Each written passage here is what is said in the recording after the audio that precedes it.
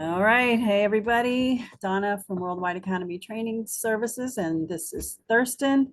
We're glad that you joined us again for another discussion. This is actually part two of our last discussion, which is on managing violence, when to de-escalate and when to fight. So, Thurston, thanks for being here again, and this is valuable information.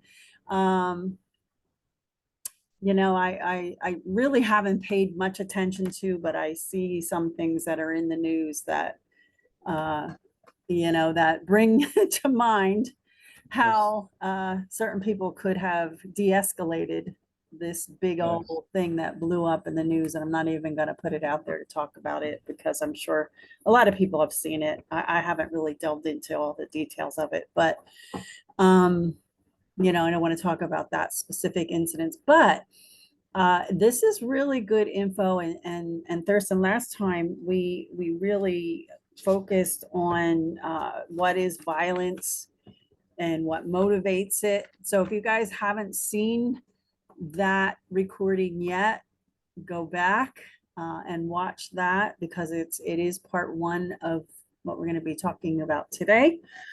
We talked about the different types of violence back there and in that. And while we're at it, thank you for those of you who have liked and subscribed to our channel.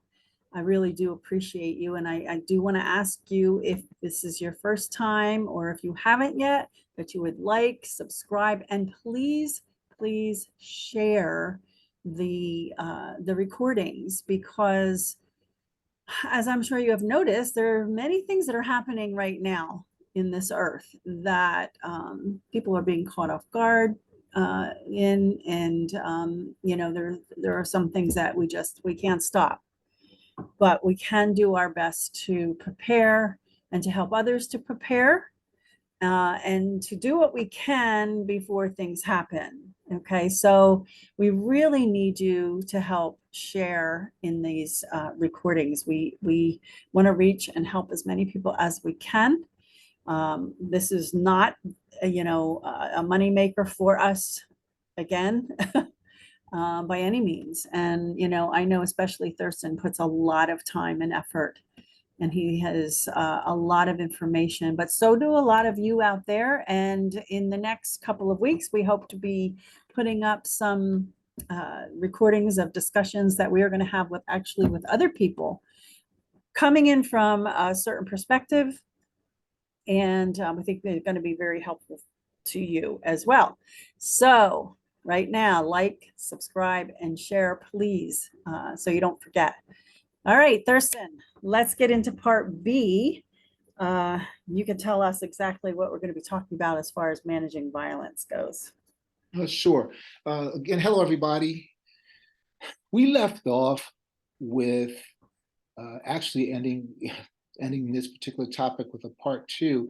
That wasn't our initial intention, but as always, we have to be flexible to adhere to when change occurs, adapt, orient ourselves, adapt, and get it done, right?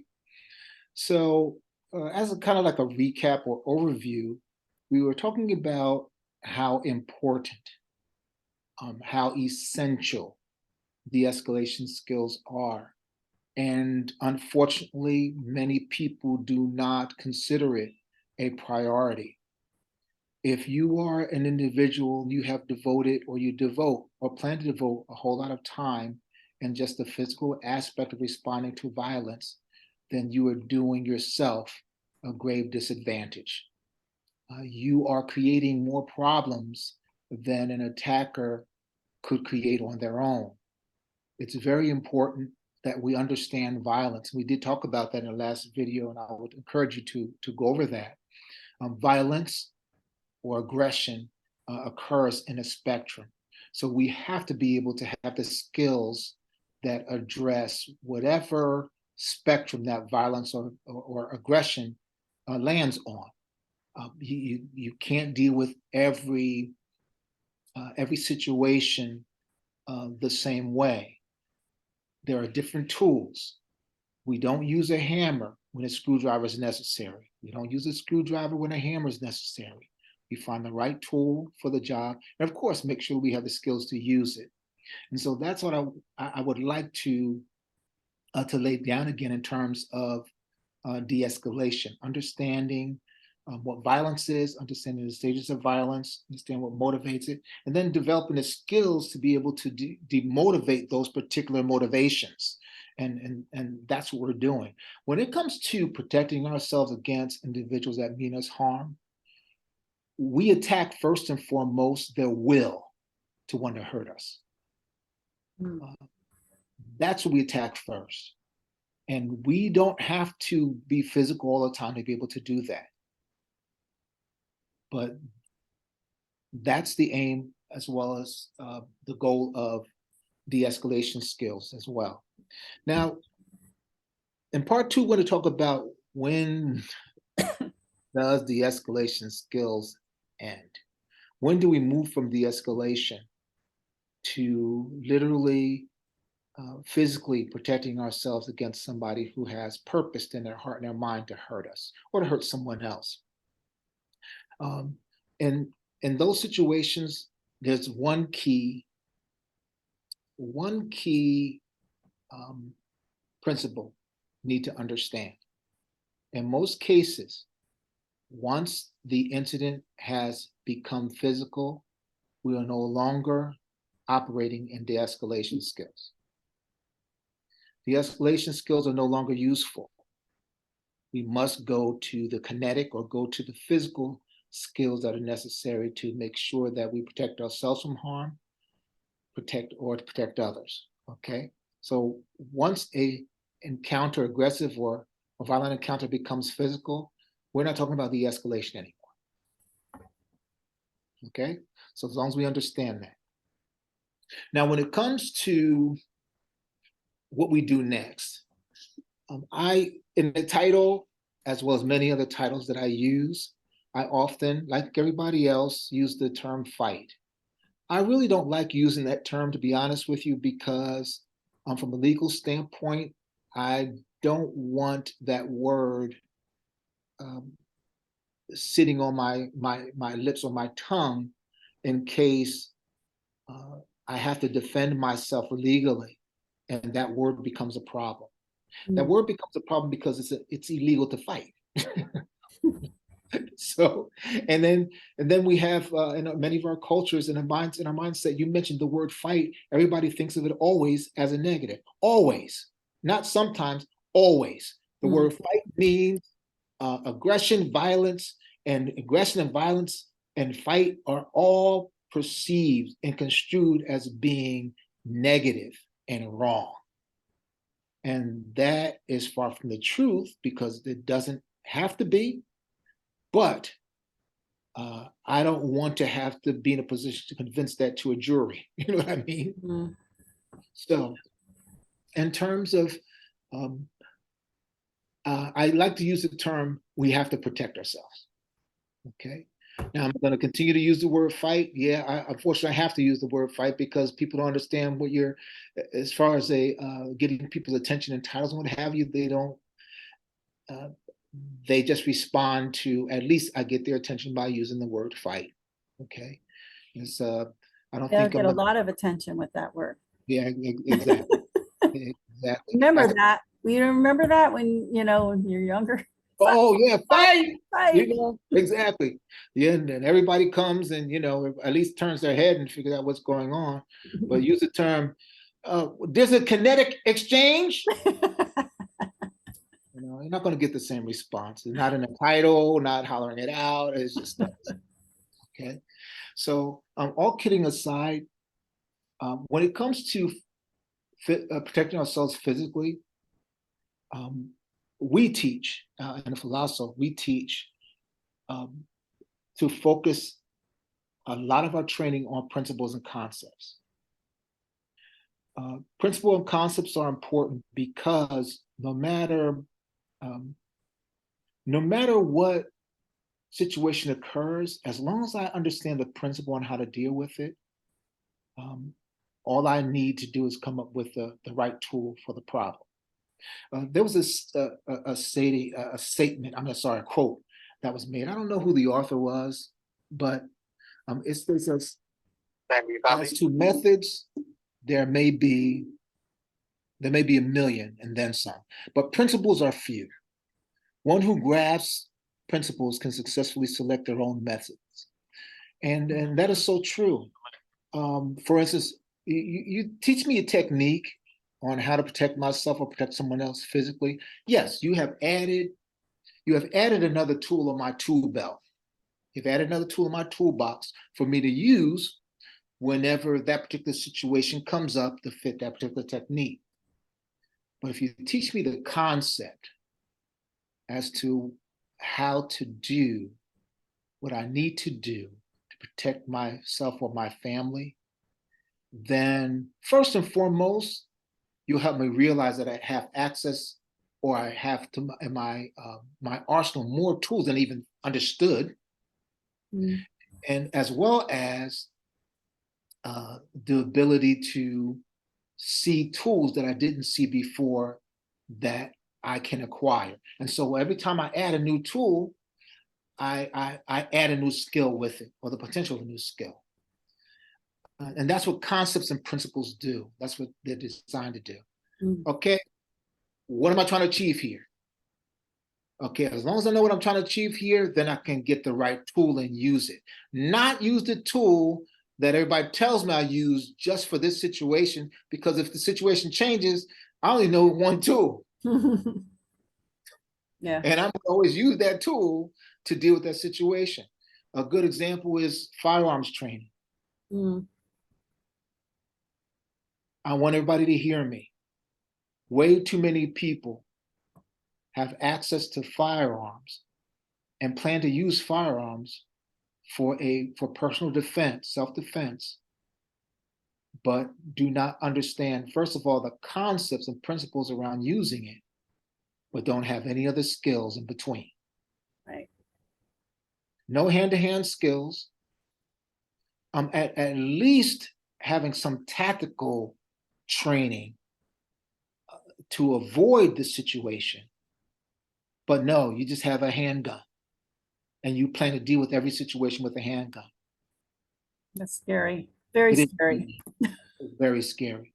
And we hold police officers accountable to not to think that way.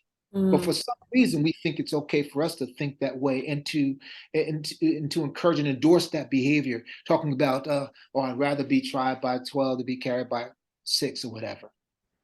Okay, it's not either one or the other.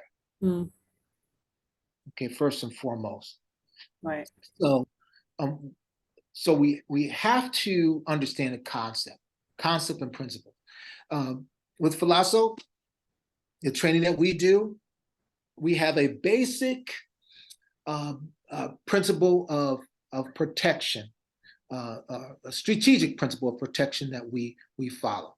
First and foremost, if whatever happens, I always have to have awareness. Okay, awareness to avoid the situation and awareness to deal with the situation. I want to repeat that. I always must have awareness working in order to avoid the situation or in order to deal with the situation. I must have awareness.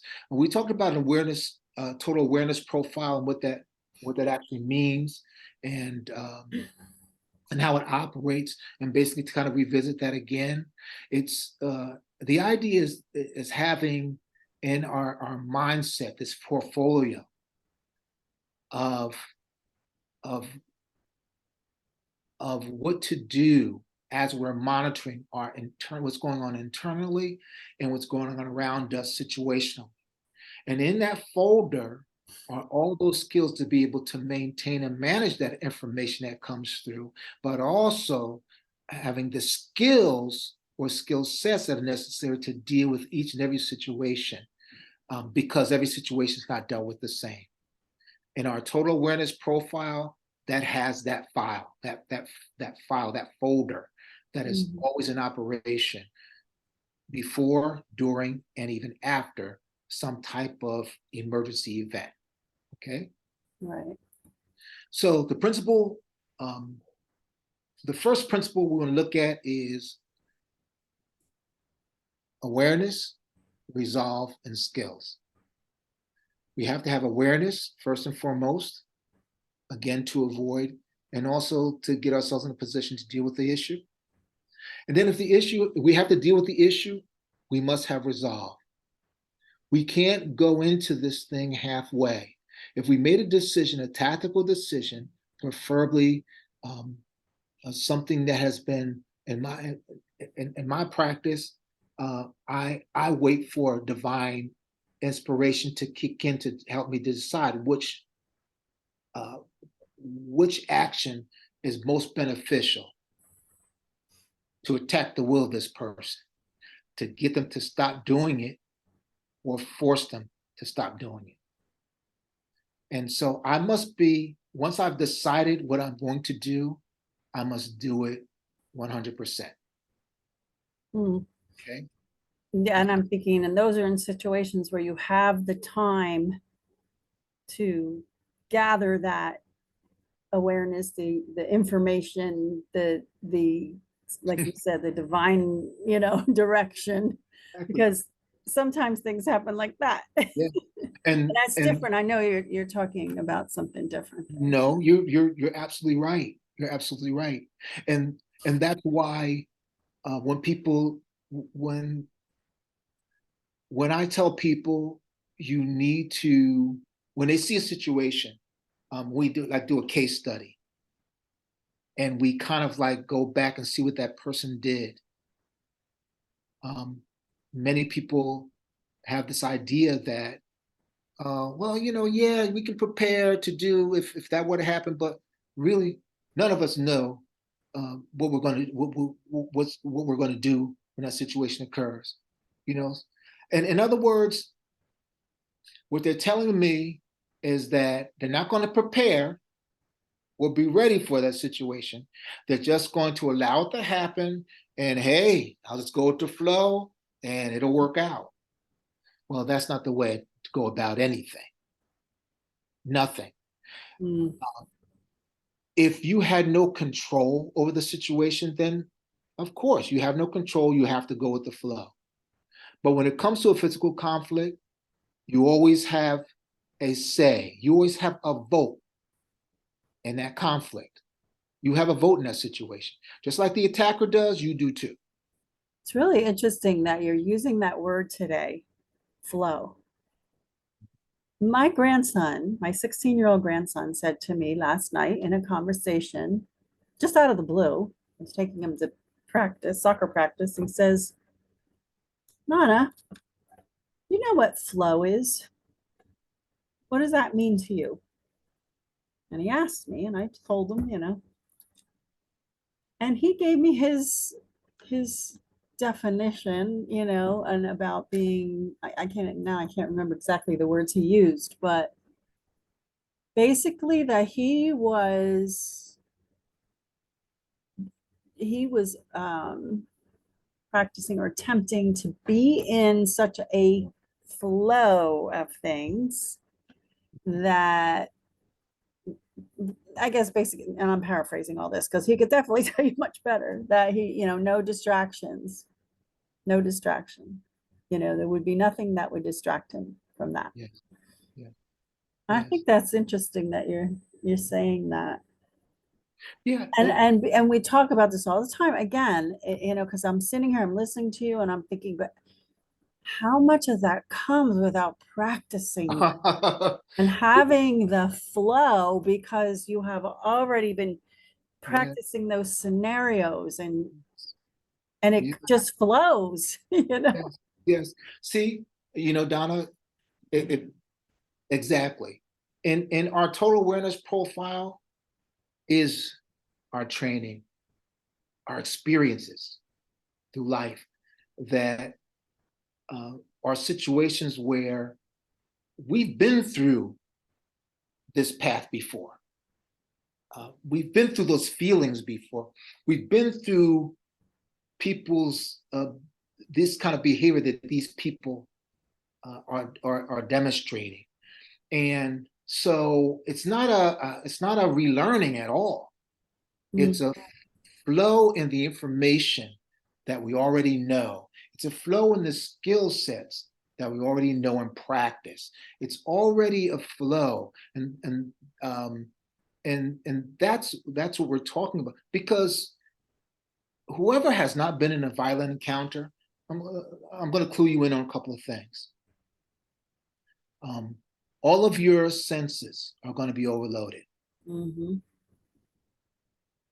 I'm talking about sound, smell, even taste.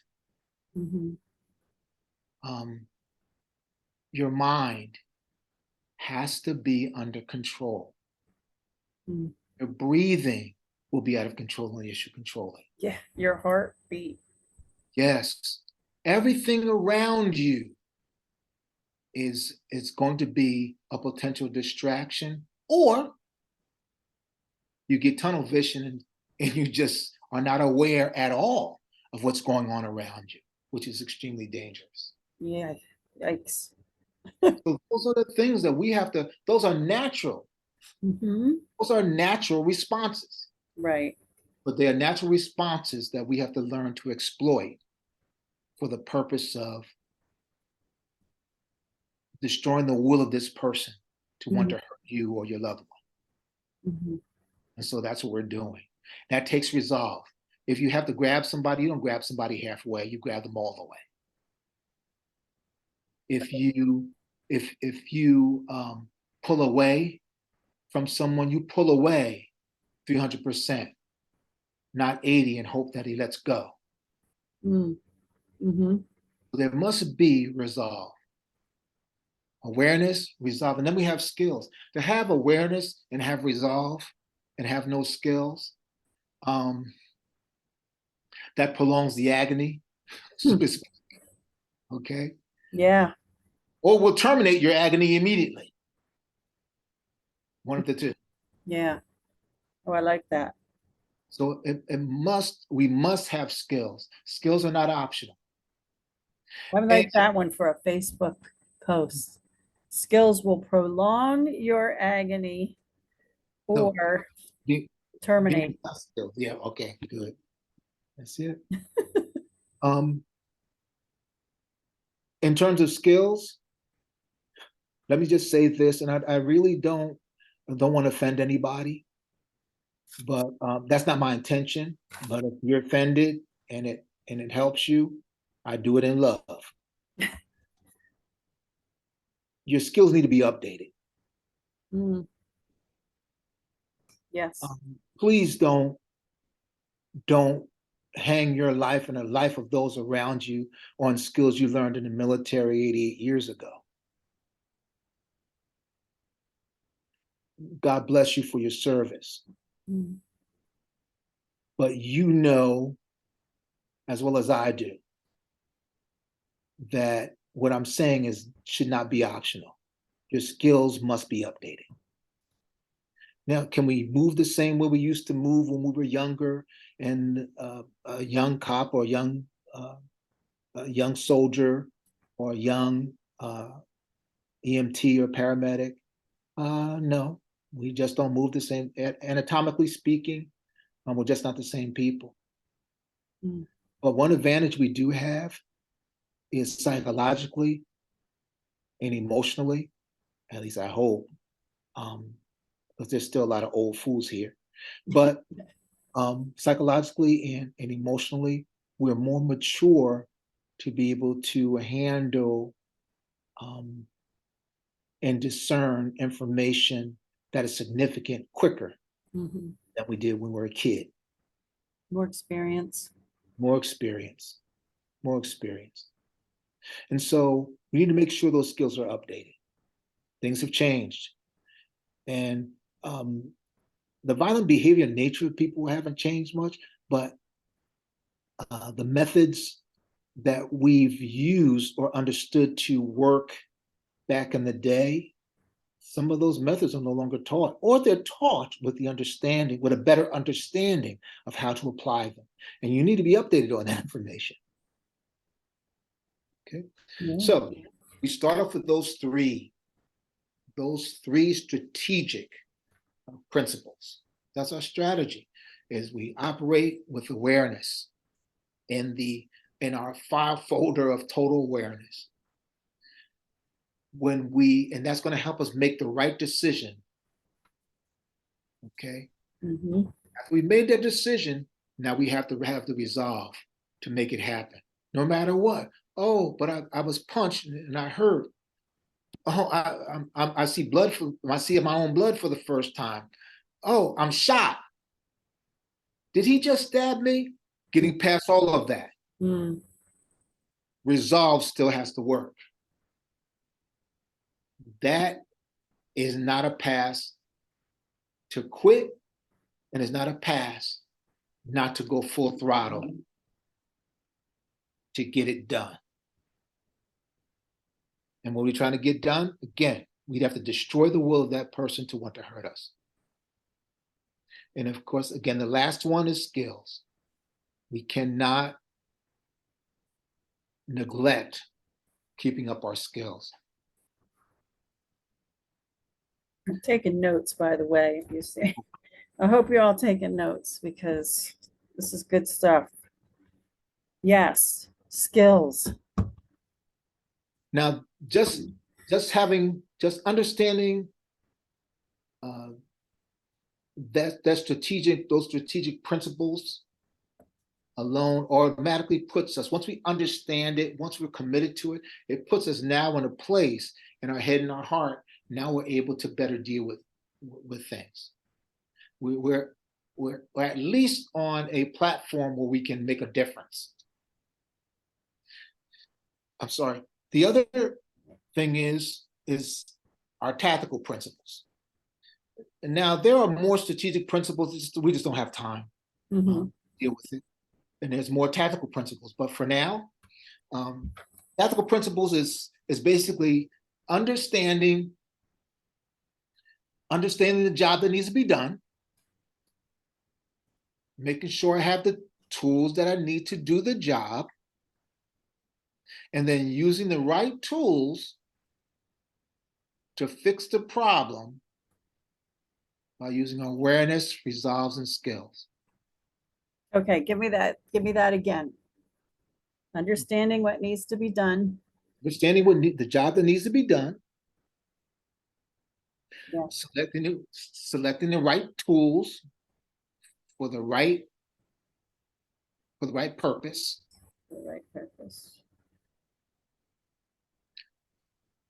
Okay. And also remembering our purpose is to destroy the to destroy the will of the person that means to harm us.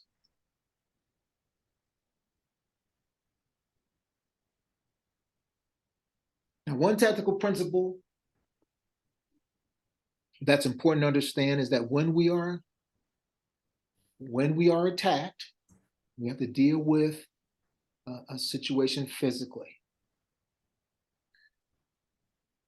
It's important that we understand what targets are the best to destroy the will or the ability of that person to want to cause us harm. What are the targets on the human body? We talked about the targets in the mind of people in the de-escalation spectrum of a violent encounter. I'm sorry, of an aggressive encounter that could potentially end up violent. Here we're going to select, it's important for us to select the right anatomical, the right physical target that's going to help us to accomplish the job that we're going to accomplish. In order for a person's ability to be hindered from causing us harm, we have to attack a person's respirations, or the ability to breathe, their ability to see, their ability to move or to stand up. Those are the four things. the ability to breathe, the ability to see, the ability to move, and the ability to stand.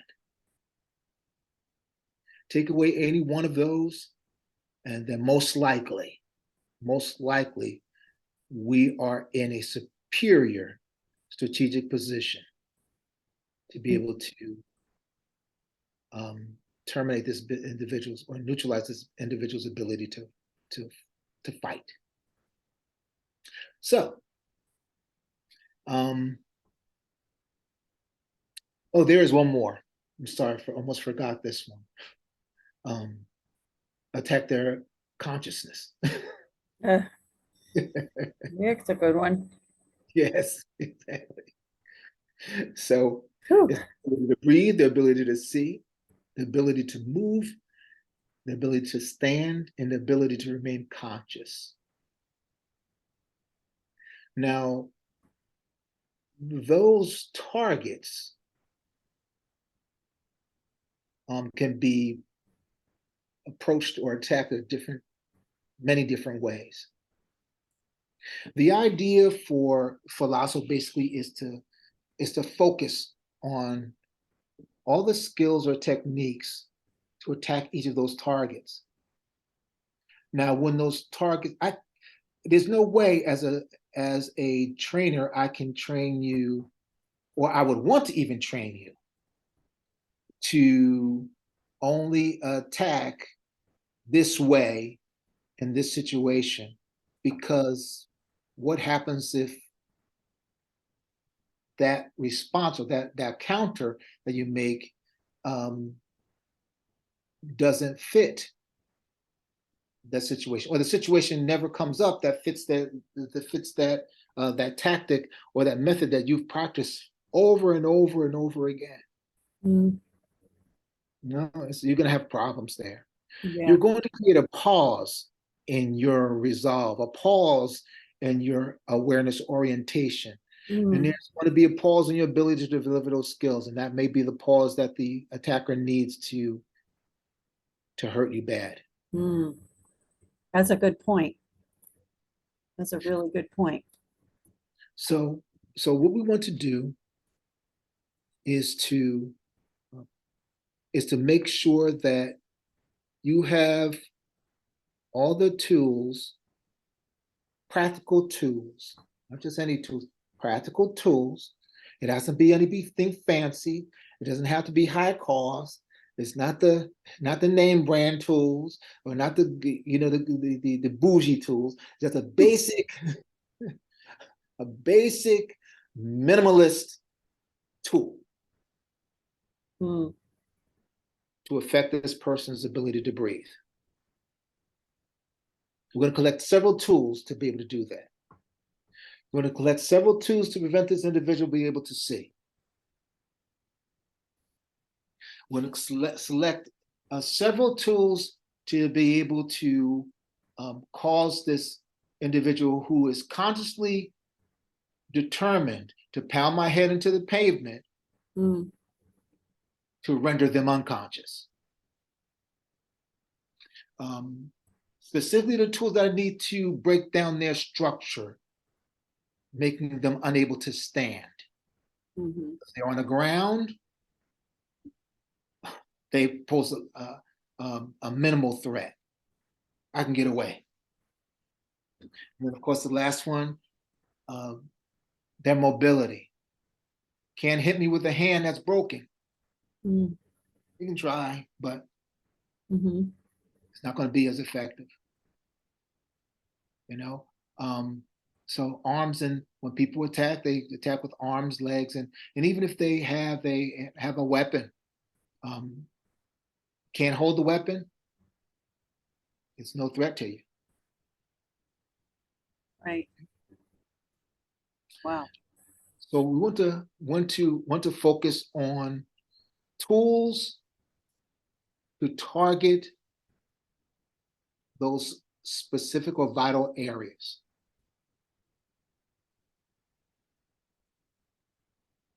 That's good. Now here's another thing.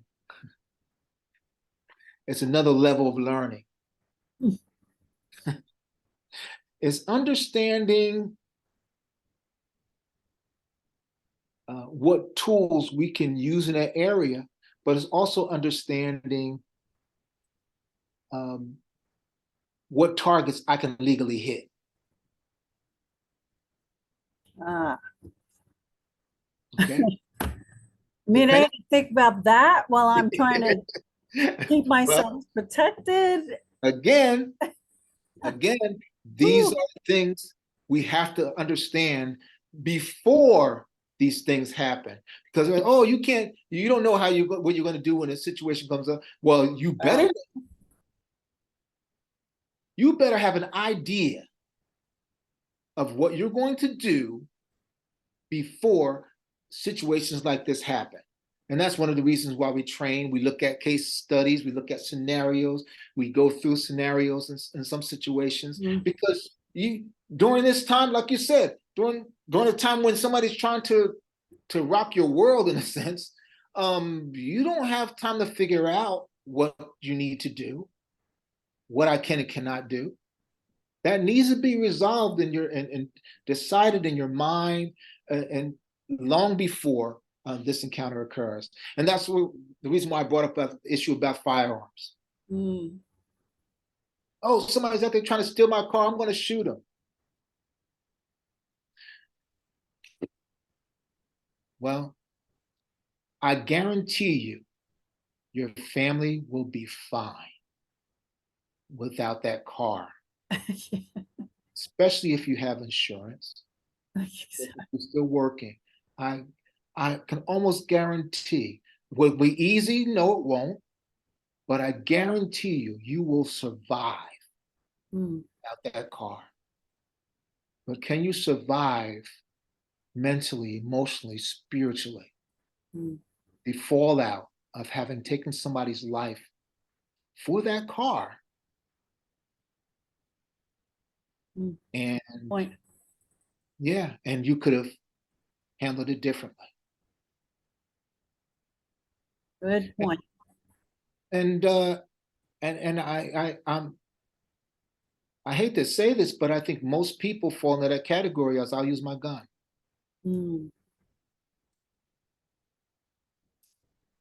I So think too that you know that shows like different levels of where we are as far as our possessions, what's yeah, important to us, tells a what's lot. what's that important that I'm gonna shoot somebody or Yes, take it exactly. to that level. Exactly. Now when it Exactly. comes to my family. Yes. Yes. Now, what to do in that circumstance, it depends on the circumstances. But again, you have to make up in your mind. You have to have resolve on what you can and cannot do before it happens. Not trying to figure it out. Okay, not trying to figure it out. No matter what, first and foremost, I'm sorry, is no matter what we do, we want to protect ourselves. We don't want to protect ourselves by unnecessarily increasing the risk of hurting ourselves, hurting the ones that we're trying to protect. And oftentimes that's what happens when decisions are made, and they're made based upon our limited knowledge, experience, and training. So so you need to understand the legal aspects of what you can and cannot do, and that should be done in training. We don't figure it out as we go along. Yeah. So so we select these targets, and we use the tools that we've learned to be able to successfully attack these targets to get the person to stop doing what they're doing. But depending upon the circumstances, we have to understand the legal aspects that relate to the targets in which we attack. We can't cause somebody to be blind, take away their physical vision permanently because they pushed us. Or talked about us. or talk to, Talk smack. yeah, call my mama a name. Your mama. Yeah. You know, you can't. Let's look at it this way. Let's take it to this level. What if you have a 270-pound man who is ex-military and presently trains as a boxer, and a homeless guy, maybe about 5'5", maybe 85 pounds wet, comes up and decides he wants to fight you, puts up his hands to try to hit you and try to swing. And as he swings, you notice the whiff of alcohol in the air. And you, because he swung at you, which you were able to avoid easily, you pick him up by his head and slam his head across a concrete wall, fracturing his skull and causing his death. Mm. Were you defending yourself? Absolutely. Did the guy swing at you? Absolutely. Nobody's going to ever question that. What they're going to question is your level of physical response.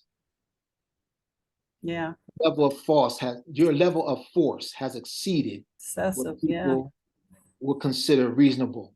Yeah, So sure. it's not a matter of just applying the tool to the target. What are the moral and ethical consequences or aspects of you doing that? Right. You train for that. That's how you have to train for. You don't figure it out as you go along. Okay. Also, when an encounter occurs, well, actually, before an encounter occurs in our awareness profile is our threat analysis. We're making a threat assessment. We're analyzing what's happening, what's going on. We continue to analyze during the conflict, but we also have to continue to analyze after the conflict. Is it really over? And be honest with you, it's not over until you are safe. Until you're assured that you're safe. Either safe in the area, safe because the individual has been neutralized, whatever that may mean. But you're constantly assessing the area. Hey, that individual may have had friends or family members that decide that side with them as opposed to helping to resolve the issue. Right. So constant assessment, assessing the event. And that's ongoing. The last part, again, that's another part that many schools and many courses don't teach, is the recovery process. The recovery process consists of a number of things. Is my recovery, I need to get back to normal. I need to get back to normal. And if it's part of my responsibility to get the attacker back to normal, I need to get him or her back to normal as well. Now that'll depend upon your role, your relationship to the attacker, a number of things. But typically, it's getting ourselves back to normal as much as possible, and our loved ones that have to be affected by what has happened. Takes a long time sometimes. Oh, absolutely. But most importantly, though, it takes a commitment. That's another one of those areas we just don't leave and just, oh, by osmosis, it'll Yeah. just get better. Time heals, time by itself does not heal anything. I wish it did. Yeah. Me too. It does not. Got to do the So work, just like you should do the do the work. work before, Yes. during, and after. Yes, absolutely, absolutely, Donna.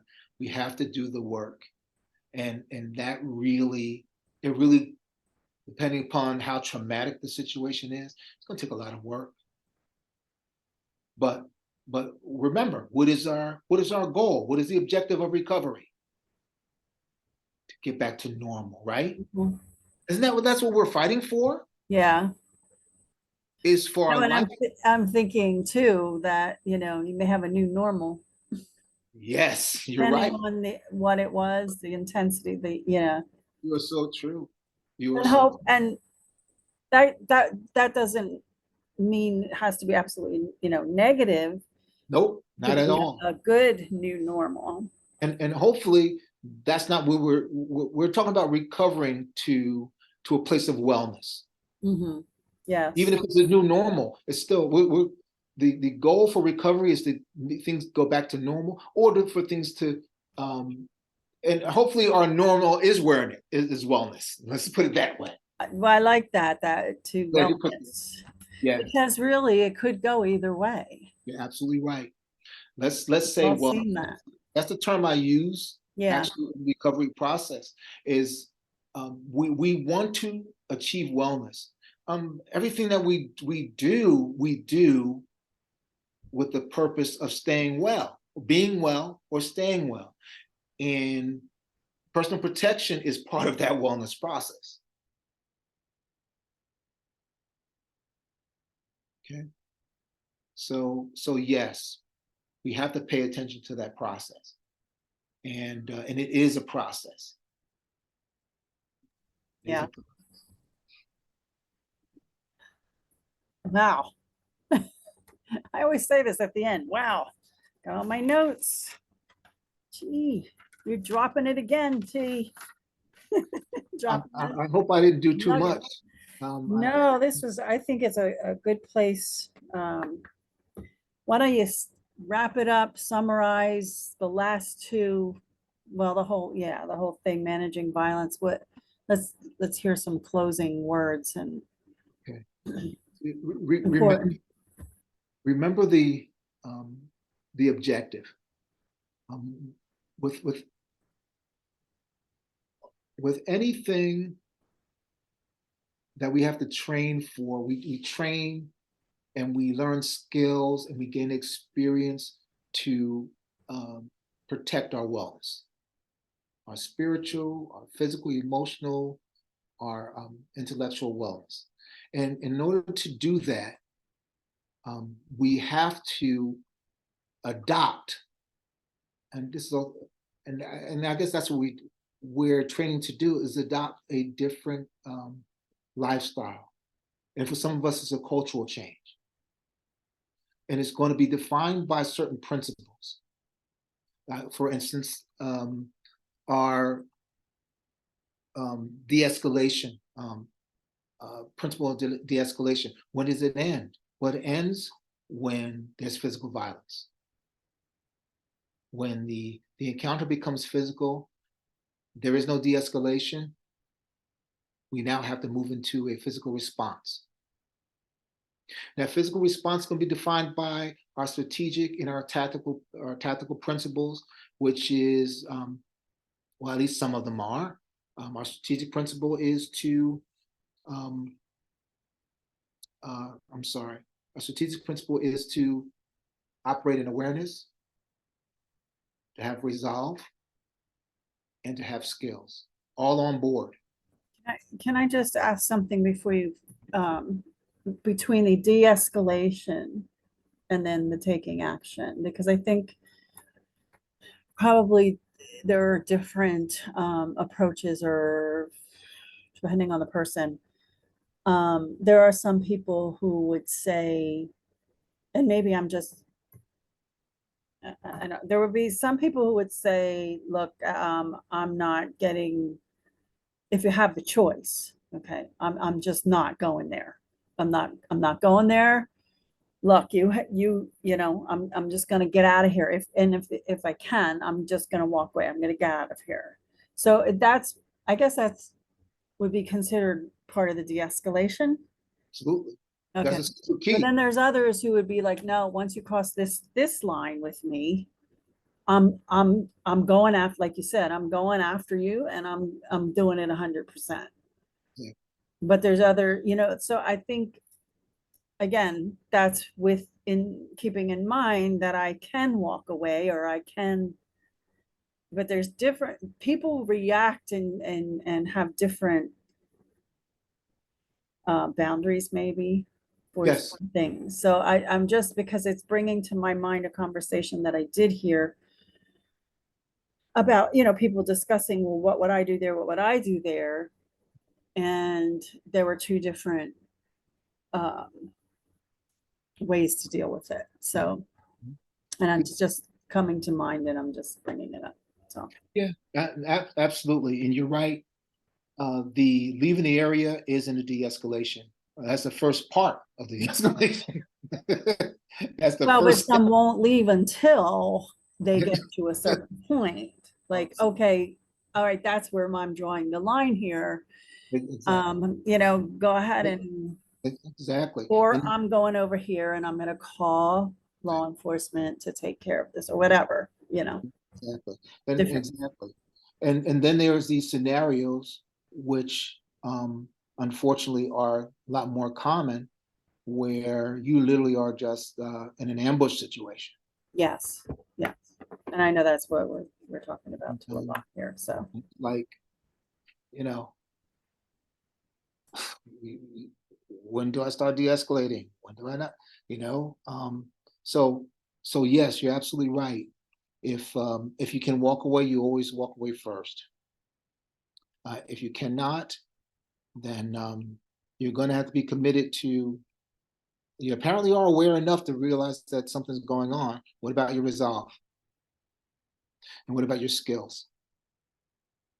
Okay, so again, principle of awareness, resolve, and skills. Our tactical principles are, having the tools in our toolbox to be able to attack the will of the person to want to harm us. And physically speaking, if a person can't breathe, they can't see, if they can't move, they can't stand, and they can't remain conscious, then all those are good things if we can cause those to happen. And our tools are designed to make them happen, but it has to be done in the context of our mm, um, legal or criminal justice system and guidelines, which I think, be honest with you, for the most part, um, it's fine. mhm. It's fine. I think that when a person doesn't understand the legal aspects, um, they have a tendency to want to say, "Oh, I'm just going to do what I want to do, and then let the chips fall where they may." And I'm telling you, you don't have to do that. You don't have to do that. Yeah. Understand the legal aspects. Now, if I took the situation that scenario, and I know we're supposed to close, but I want to circle back because you made me. Um, if I had a different scenario where I had a woman that was 5'6", 5'6", 110 pounds, and a guy 6'6", 275, decided he wanted to take her car. Basically ambushed her out in the parking lot of the Wawas. And I don't want to give Wawa's endorsement; they're not paying us, but a convenience store. um, and um, and he decides he's going to physically separate her from her keys to steal her car. Um, but one thing, there are kids in the car. Mm, Now there's going to be a fight. Absolutely. Her level, the level of force that she used to stop him is going to be different than the level of force that I would have to use to stop her. And legally, you have to understand that. Mm-hmm. She can pull out all stops and fracture his skull, break his thorax, dislocate his pelvis, and Mm-hmm. there's no jury in the world that's going to convict her of anything other than saying that we convict you of doing all that you thought you needed to do to protect your. Absolutely. Okay, so it's different, and you have to understand the difference. Right. When there's more, when you have more of an advantage on the average person or your attacker, it's going to be taken into consideration in a legal forum. Yes. They expect you to respond smarter, Mm. not react dumb. You're no longer a dumb bomb. You're a precision guided weapon. There you go. Oh, I like that. I'm Bomb going that to way. take that little sound bite if I knew how to do it. I love that.